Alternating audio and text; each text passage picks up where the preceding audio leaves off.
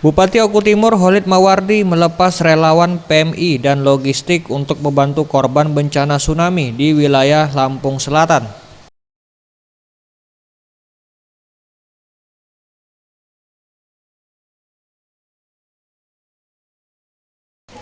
Bupati Oku Timur mengatakan bantuan yang diberikan itu merupakan suatu bentuk kepedulian Pemkab Oku Timur terhadap sesama yang sedang mengalami musibah bencana tsunami di Lampung. Semoga bantuan yang diberikan mampu meringankan beban dari korban bencana tsunami di Lampung Selatan.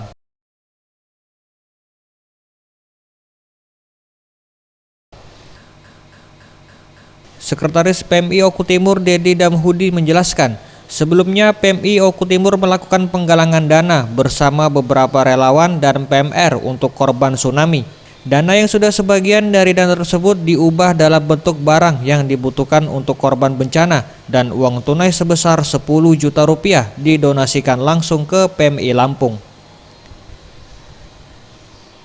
Tim Liputan Sriwijaya TV.